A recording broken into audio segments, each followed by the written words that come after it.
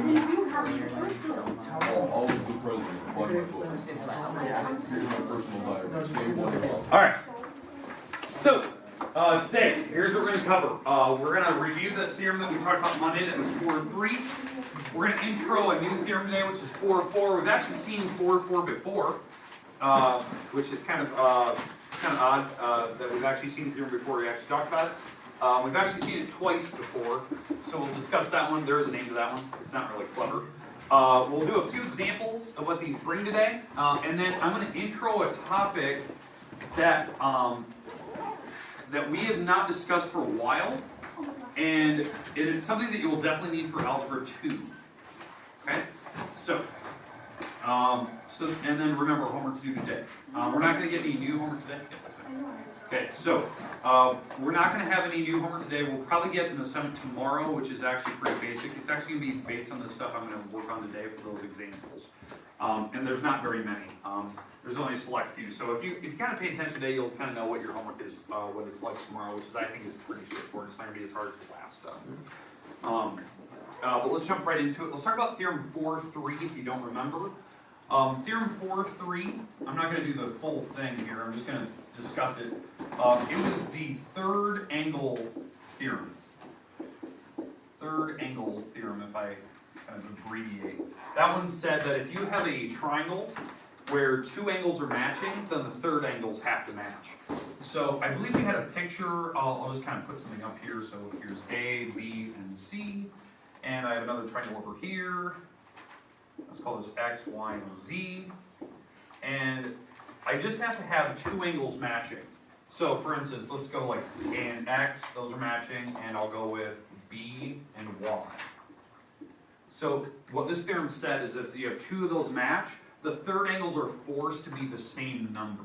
So this angle and this angle have to be the same. They're equal to each other. Just because what we discussed on Monday, that triangles have to add to be 180. So there's no other way it could be a different angle. I mean, it's not an open-ended question. Triangles have to add up to be 180 no matter what they are. So these numbers are the same. So I think the example I gave on Monday was like 70 and 30.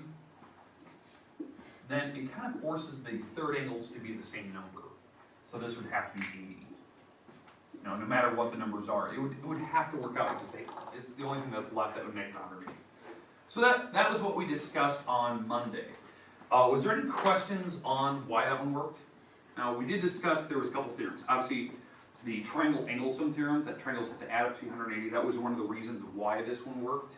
One of the other reasons was, I think it was called the supplemental theorem, that that if two angles add up to be 180, and that matches another formula, so up here, if angle A plus angle B adds with angle C to make 180, and we know that these two angles match on the other formula, x plus y plus z equals 180, so if they match those, then this angle is forced to be the same. It's called the supplemental theorem. Supplements of congruent angles are congruent.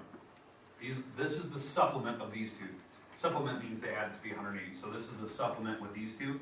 So supplements of congruent angles, which those are equal, have to be congruent themselves. So that was another reason why we discussed it. I believe that was a theorem we had back in chapter 2. Okay, any questions with theorem 4-3 though? Okay, new one today, 4-4. Let's discuss that one right off the bat. So theorem 4-4.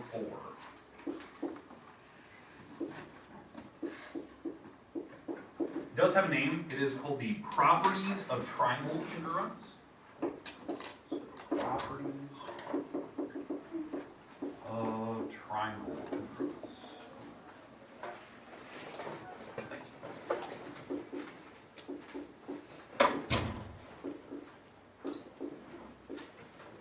Okay, so properties of triangle congruence. That's the name of it. Where we've actually seen this theorem before, like the name of it, I believe it was theorem 2-2 and theorem 2-5 back in chapter 2. Now, if you don't remember what those theorems were, 2-2 was, I think it was the name of it was called the properties of segment congruence, and 2-5 was the properties of angle congruence. Now, if you don't remember what those properties talked about, they discussed 3 topics. One was called the reflexive property. The second one was symmetric. And the third one was transitive. Now, why we intro these? This was some of our properties we had on that property sheet that we used on the semester test. They were the properties of equality. Reflexive, if you don't know, is where you set something equal to itself. Well, how that applies to this is that if I have a triangle, like triangle ABC, that was a triangle I kind of had over here, I can set it congruent to itself, ABC. Because maybe I need to introduce it. I think how we used it in proofs is that when we're doing a proof and we're trying to prove that 2 things are equal, at one point maybe we had to introduce a new part, like a segment that was connected to both triangles, or an angle that was connected to both triangles. Because I think there was a picture we did yesterday where 2 triangles were connected like this, and we talked about that the angle in the middle is the same because they're vertical. That would be a perfect thing for reflexive property, setting an angle equal to itself, because it's the same angle. So that's symmetry, or reflexive, I mean. Now symmetry, or symmetric property, is when you have an equation, something unique, like, for instance, triangle ABC is congruent to, what's this triangle over here? XYZ. So that's triangle XYZ. And the idea is that on symmetric property, you can flip that equation around. So if this is true, which we said kind of was, then this new statement is also true, that I can flip the equation around like this. That's symmetric property, that you can flip the right and left side of the equation around. Notice I didn't change the letters, the order of the letters. I just took the entire right and left side and switched them. Both statements have to be true. You can do that in the middle of a proof. I can flip the equation around with it. Because, like, personally, if I'm solving an algebraic equation, something like this, if I was solving something like that, I don't know why. I just prefer that the variables are on the left side. I don't know, it's just a weird, quirky thing. So maybe I'll take this equation and I'll move this over with a 4. I'll move the 4 over. So I'll completely switch them. So it'll look like this. That's symmetric property. And then I can start from there and solve it out.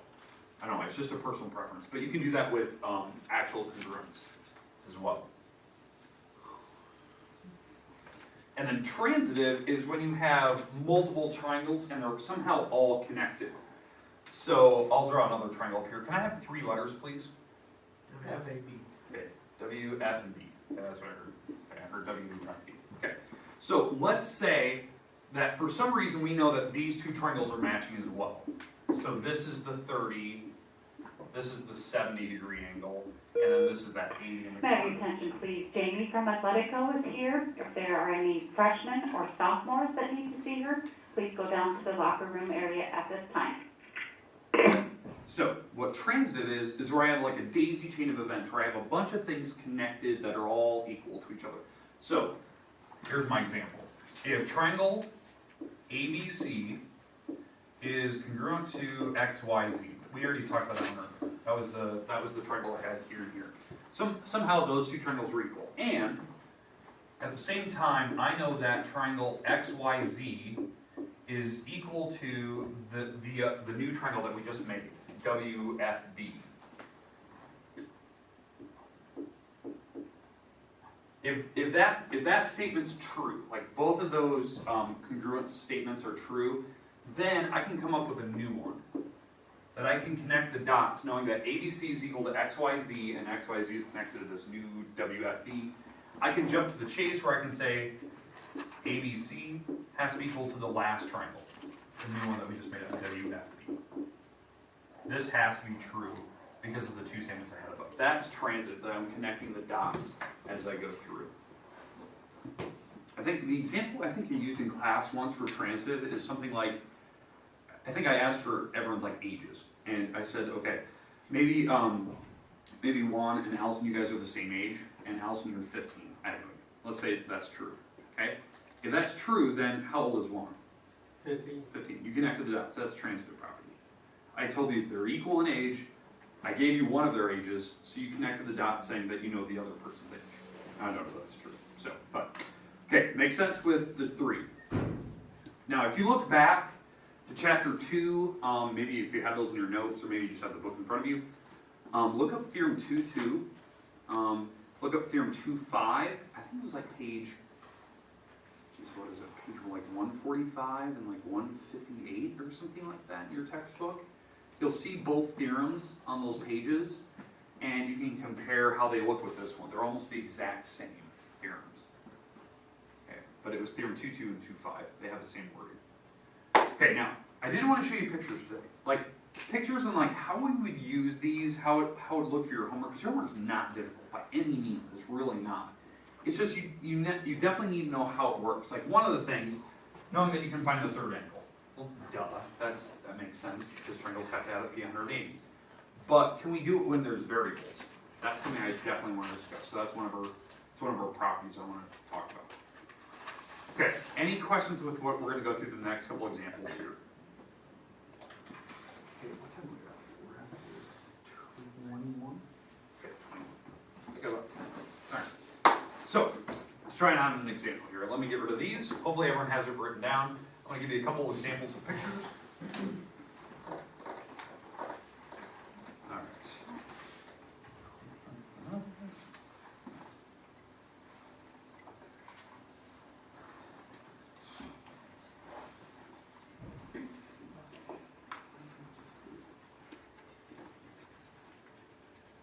Okay, so one of the first types of problems they're going to ask for is, are these two pictures congruent? This is going to be one of our first type of problems we're going to have.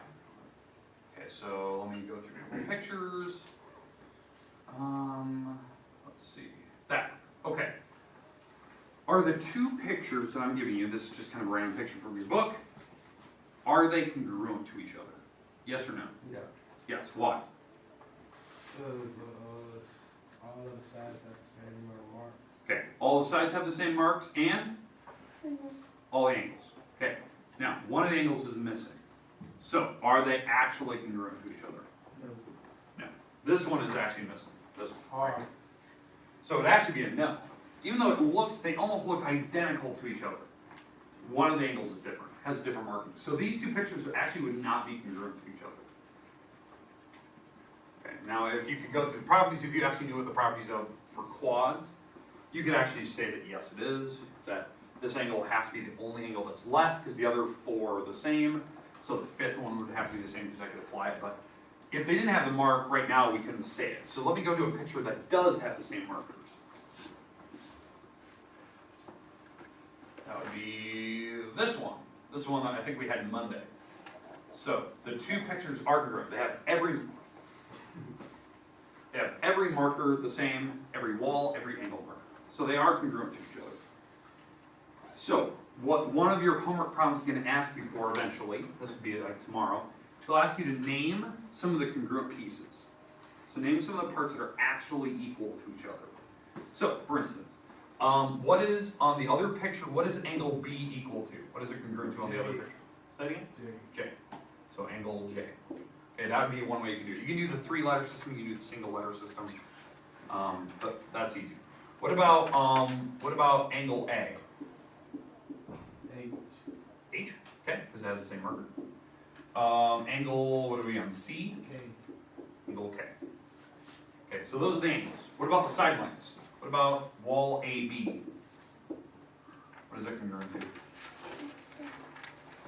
Say it again? HJ. Okay, and you said that in the correct order, because we went A to B, so that was going the two marker to the single marker, that's A to B. Two marker to the single marker, so that's HJ. You said that in the correct order. It's important. The letters have to be in the correct order. So the wall lengths are actually a little more difficult. Okay, what about BC? What about BC? JK. JK. And the last one, what do we got? Let's go AC. So A to C. HK. HK. So those are all the things that you can tell from this picture. This is one of the things you're going to have to do on one of your problems. They're going to give you one picture. I think you only have one of these. They're going to give you a picture. They're going to ask you where are all the parts that are equal. You have to name all the parts. There's 6 parts. Now, the last thing, they want you to state the congruency statement. So let me write that down. They want you to state a congruency statement.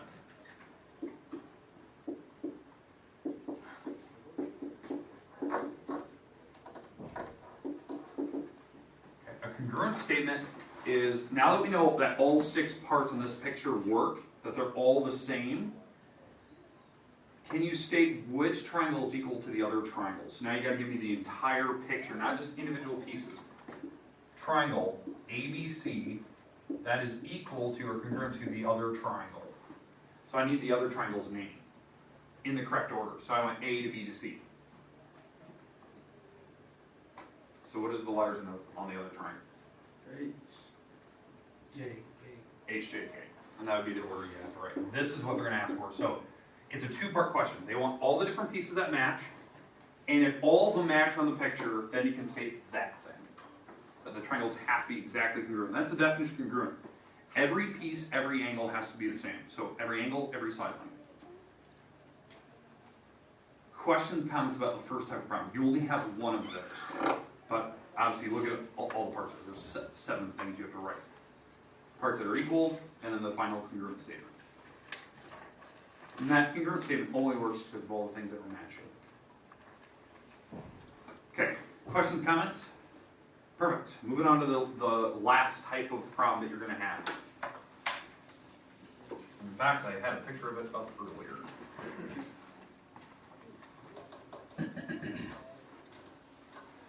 Okay, so now that we know that certain things are equal, right? Certain parts match. This is the last type of problem that I want to, that one. Okay, so let me make this a little bit smaller. Okay. So, this is going to be like one of your problems you're going to have. Now, what we need in the instructions, maybe this is problem number, I don't know, 12 on your homework, they're going to give you a single statement in the instructions. They're going to say that this triangle is, you get the letters in the right order, triangle ITP is congruent to the other triangle, and that is NGO. Okay, they say that in the instructions up above. So we know that the triangles are exactly equal to each other. What they want you to do in the instructions, they say solve for X, solve for Y. They want to know the actual values of those letters.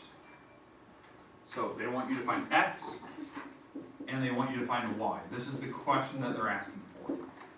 Find the values for the variables that are missing. So to do this, you have to notice which parts are where. So what I mean by that is that you need to figure out which letter you can solve for first, then we can solve. So like when I look at this picture, I have all the numbers over here, that's fine. Over there, I'm missing a couple different things. I probably need to find this angle first. Now, my rational thinking here, knowing that, is if I can solve for that missing angle, I can find a Y. I can find this Y, and that will help me find this thing up here, because I can plug in the Y later. That one has 2 variables, so I need to solve for one of them first. So I'm going to probably solve for this variable, and then I'll plug it in up here, and we can actually solve. Now, right here, this angle O, what is that angle matching with on this picture? That's what you need to figure out. You have to use the instruction to help you. So angle O, that's right here. What angle is that matching with over here? P. They're in the exact right order. It's matching this angle right here. So now you can solve. You have to use the instruction, that congruent statement, to know which letters match where. So O is matched with P. So that means my 6y minus 14, that's equal to the 40-degree marker that's marked here. You have to use the instruction to help you out with that. Now we can solve. So how would I solve this alpha problem? Add 14. Yep, add 14 to the other side. That's the inverse operation we have to do first. So I'll add 14 over. That makes, what, 54? And then what? Divide. And what do I get? 9. Yep. So my answer would be 9, because 54 divided by 6 is 9. That's the value I can plug in up here now. I can plug in the 9 here. So this number is 2 times 9, which is 18. So now I can solve for that thing. So NG, that wall, What does that match with over here? Well, now I go back to the letter system. Yeah, and you're right, it's IT. So NG, that's this wall, N to G. That's the first two letters, it has to match those two, so IT. So letter for letter, that's how I can tell which walls match. So IT is this wall. That's matching the X minus 18. So we already found Y, that's 9. So now we can solve for X, because X minus 18 Should be equal to the 7.5. How would I solve that? What's the order that I need to go in now? At 18. At 18. What is that? 20, 25, 25? Let me double check my math. 18 plus 7. 25. 25. There. That's the type of problem you're going to have to do tomorrow. They're not difficult. You're solving for 1 or 2 letters, something like that. So you're going to have a couple of those. I think you have. There was like 4 or 5 you have to do, something like that. Okay, questions on what we're going to be doing? Okay, tomorrow, we will definitely do a couple more of these examples where we try to solve for variables. I'll let you try a couple in class. We'll see how you do. But remember, tomorrow you definitely need your textbook. We're going to probably get another assignment tomorrow. All right, well, there you go.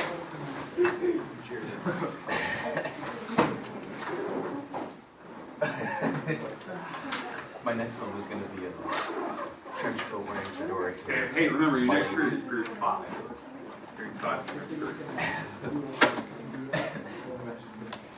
What did we used to draw? Back in. I remember drawing, but I don't remember.